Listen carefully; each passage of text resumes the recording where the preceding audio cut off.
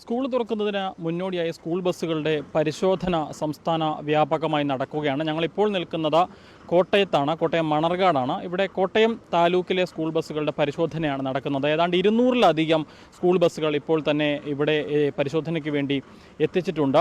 ഇന്ന് ഉദ്യോഗസ്ഥർ ഈ വാഹനങ്ങൾ പരിശോധിക്കും. എന്തെങ്കിലും പോരായ്മകൾ കണ്ടെത്തുന്ന വാഹനങ്ങൾക്ക് അത് പരിഹരിക്കാനുള്ള നിർദ്ദേശം നൽകി വിടുകയാണ് ചെയ്യുന്നത്. പിന്നീട് സ്കൂൾ തുറക്കുന്നതിന് മുൻപായി തന്നെ ആ പോരായ്മകൾ പരിഹരിച്ച വാഹനങ്ങൾ വീണ്ടും ഇവിടെ പരിശോധനയ്ക്ക് വിധേയമാക്കണം. അതിനുശേഷം ഇവർ അംഗീകരിച്ചാൽ മാത്രമേ ആ വാഹനത്തിൽ സർവീസ് നടത്താവൂ എന്നുള്ളതാണ് ചട്ടം. എന്താണെങ്കിലും ശക്തമായ പരിശോധന, കർക്കശമായ പരിശോധനയാണ് ഇപ്പോൾ നടക്കുന്നത്.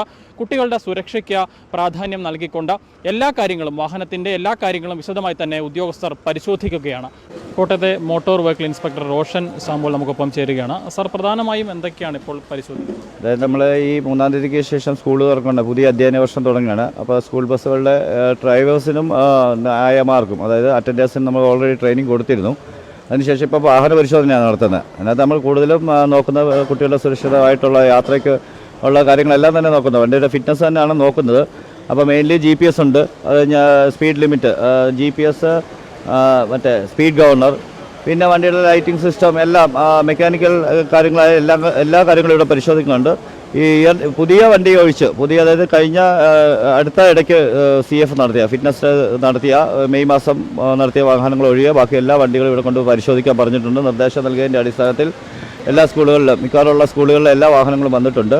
ഇനി അതിനുശേഷമുള്ള ഇനി എത്താൻ സാധിക്കാത്ത വെള്ളപ്പൊക്ക പ്രയാസങ്ങളൊക്കെ ഉള്ള എത്താൻ സാധിക്കാത്ത വാഹനങ്ങളൊക്കെ ഉണ്ട്. അപ്പോൾ അതൊക്കെ നമ്മുടെ ടെസ്റ്റിംഗ് ഗ്രൗണ്ടിൽ കൊണ്ടുവരാൻ ഹാജരാക്കാൻ പറഞ്ഞിട്ടുണ്ട്, നിർദ്ദേശം നൽകിയിട്ടുണ്ട്. ബഹുമാനപ്പെട്ട RTOയുടെ നിർദ്ദേശപ്രകാരമാണ് ഇന്ന് ഇത് കണ്ടക്ട് ചെയ്ത്. സാറ് രാവിലെ വന്നിരുന്നു. ക്ലാസ്സിൽ അറ്റൻഡ് ചെയ്ത എല്ലാ ഡ്രൈവേഴ്സിനും ട്രെയിനേഴ്സിനുമുള്ള സർട്ടിഫിക്കറ്റ് വിതരണം ഇതോടൊപ്പം നടന്നിരുന്നു. ഇത് കോട്ടയം താലൂക്കിലെ മാത്രം വാഹനങ്ങളാണ് ഇവിടെ ഇപ്പോൾ പരിശോധിക്കുന്നത്. എത്രത്തോളം വാഹനങ്ങൾ എത്തിയിട്ടുണ്ടാവും? ഇപ്പോൾ ഏകദേശം ഒരു 220-നടുത്ത് വാഹനങ്ങൾ വന്നു. രാവിലെ 8 മണിക്ക് തുടങ്ങിയതാണ്. അപ്പം അതിനുശേഷം നമ്മൾക്ക് താലൂക്ക് അടിസ്ഥാനത്തിൽ തന്നെയാണ് ഇത് നടക്കുന്നത്. മറ്റ് ഓഫീസിന് കീഴിലുള്ള വാഹനങ്ങളെല്ലാം അതത് ഓഫീസിൻ്റെ കീഴിൽ പരിശോധിക്കാനാണ് നിർദ്ദേശം നൽകിയിരിക്കുന്നത്.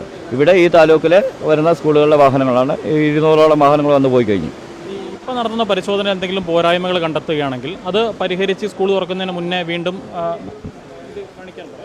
അതായത് നമ്മളിപ്പോൾ ഇവിടെ എന്തെങ്കിലും ഡിഫക്റ്റ് കണ്ടുപിടിച്ചിട്ടുണ്ടെങ്കിൽ അത് റെക്ടിഫൈ ചെയ്ത് കൊണ്ടുവന്ന് ഇന്നത്തെ ദിവസം തന്നെ കൊണ്ടുവന്നാൽ നമ്മൾ ഇതിന് ശേഷം നമ്മളൊരു സ്റ്റിക്കർ ഇഷ്യൂ ചെയ്യുന്നുണ്ട്. ടെസ്റ്റഡ് ഓക്കെ എന്ന് പറഞ്ഞ ഒരു സ്റ്റിക്കർ. ഇനിയിപ്പോൾ 3-ാം തീയതി ശേഷം നമ്മൾ വാഹന പരിശോധന നടത്തും. ആ സമയത്ത് ഈ സ്റ്റിക്കർ ഇല്ലാത്ത വാഹനങ്ങളൊന്നും റൺ ചെയ്യാൻ അനുവദിക്കുന്നതല്ല. അത് അവർക്ക് CFX കൊടുക്കണം എന്നുള്ള രീതിയിലാണ് നമ്മൾ ഉദ്ദേശിക്കുന്നത്. അപ്പോൾ നിലവിൽ ഇവിടെ ടെസ്റ്റഡ് ഓക്കെ ആണെങ്കിൽ മാത്രമേ സ്റ്റിക്കർ ഇഷ്യൂ ചെയ്യുന്നുള്ളൂ. ബാക്കി എല്ലാ വാഹനങ്ങളും നമ്മൾ തിരിച്ചു വിടുക. ഇന്ന് കൊണ്ടിരുന്നൊക്കെ ഇന്ന്, അല്ലെങ്കിൽ അടുത്ത ദിവസങ്ങളിൽ CF ഗ്രൗണ്ടിൽ, ടെസ്റ്റിംഗ് ഗ്രൗണ്ടിൽ എത്തിക്കാനാണ് നിർദ്ദേശം നൽകിയിരിക്കുന്നത്. കുട്ടികളുടെ സുരക്ഷയാണ് പ്രധാനം. അതിനുവേണ്ടി പഴുതടച്ച പരിശോധനയാണ് ഇപ്പോൾ മോട്ടോർ വാഹന വകുപ്പ് സംസ്ഥാന വ്യാപകമായി നടത്തിക്കൊണ്ടിരിക്കുന്നത്. കോട്ടയത്ത് നിന്നും അരുൺ മലയിലിനൊപ്പം Rahul Irumpukuzhi, Focus News TV.